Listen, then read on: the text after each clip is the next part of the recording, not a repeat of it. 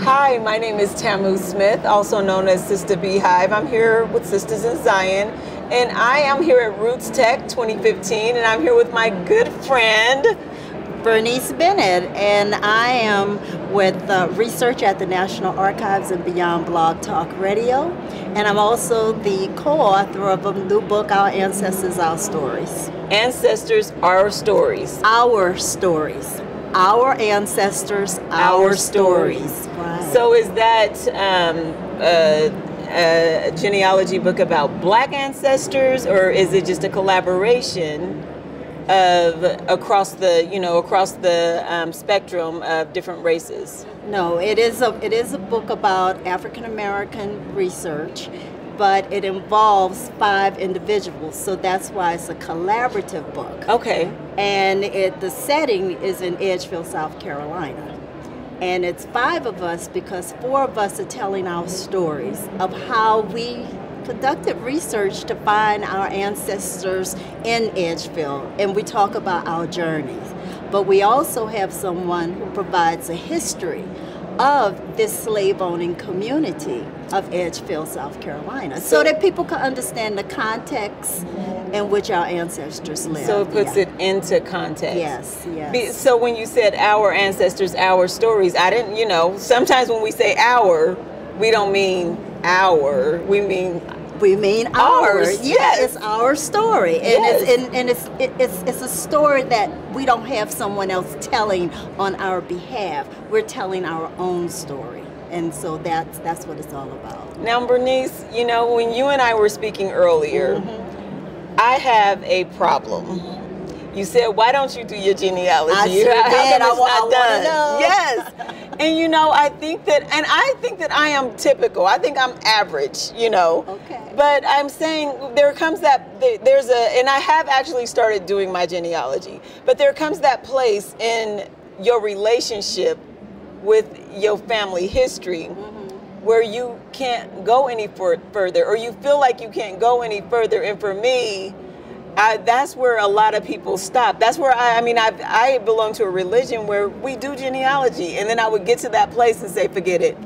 We came over on a boat, okay? And if y'all don't know that, then, but it disconnects me from my family. How did you Well, first of all, I had to start with myself. And I didn't jump to the boat first. I started with what was in my house. I started with what I knew from oral history, asking questions, because that's how you get it together. And you ask the questions and you try to find the documents that are available in your community, and then you start moving back. You start looking at the census records and you start connecting the dots. And for African Americans, most of us, we will get to the 1870 census if you start with yourself, which would be the most recent census that's available is the 1940 census. And you can get back to 1870, and then there are other documents that you need to start looking into. So what type of other documents? There's the Freedmen Bureau records, and in fact, I found an ancestor on a labor contract in the Really? Yes, in the Freedmen Bureau records in Louisiana. I found land records from my ancestor who purchased land also in Louisiana under the Homestead Act of 1862. So the documents are there. It's just that you have to understand where they are, how to find them, and then start looking in them. And it's not a quick fix. It's not an instant gratification. Thank you so much for saying that, because a lot of people make it seem like, it's easy. It's just something I do in the pastime, and I got back to the 1500s. And I'm like, whoa. Oh, well, no, I haven't gotten back that far. No, it takes time. And I tell you, I'm looking every day. Every day. Every day. Every day. I am searching for a clue to take me to the next level. And so, yes, I do look at the slave ships, slave ship manifests. I looked at an ancestor that I found on a slave ship, domestic, not international, but domestic, from Richmond, Virginia to Louisiana. The documents are there, and you use the resources that you know about. They're online, some of them. Family Search, wonderful. We have the Freedmen Bureau Records of Family Search. The slave ship manifest records, you have them on Ancestry. So if you know what you're looking for, then you can tap into these resources and How do you start know reading. what you're looking for? I've taken courses, which is, I recommend that people... Are they readily available? Yes, they are readily available. And I mean, you find webinars that are being given, you find conferences that are being offered around the United States. And so I strongly encourage people, educate yourself. You can't learn if you're not willing to at least get educated and That's study. true. Yeah. That is so true. Yeah. So for me, I got to a place where I actually found my great grandmother. Okay. I found her on a slave chart. Okay. And I know that my family I know that we're descendants of slaves, but it was something about seeing that. Oh yeah, yes. It hurt. I felt almost like I need some therapy now. Like I know who I am. You think you know and you're fine until you see that. How did you get through it? Yeah, and Tamu, I can really relate to how that really feels, because I also found my ancestor listed and a price tag was associated. Yes. And I was, you hear, your ancestors were enslaved, but until you see that piece of paper and until you see that inventory, and then you start looking at those names and you see, and you start looking at the price. Yeah, and it does hurt, because the reality hits you. It's that your ancestor was a piece of property worth less than livestock. Right.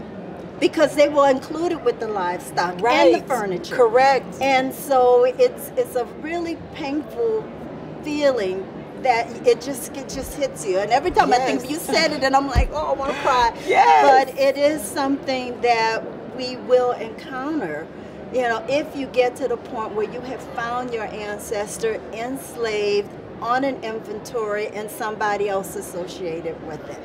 They How had do no rights. I actually have not picked up. I have not.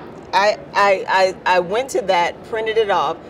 I have not really been able to go back since then. That was 2 years ago. I haven't gone back since then. And I live in a place where now I'm looking at everybody around me and I'm mad because I seen what was true. And I shouldn't be mad, but how do you, I just felt like there was so much. And then I was online, and I should have gone to forums, but I didn't have anybody to talk me through that.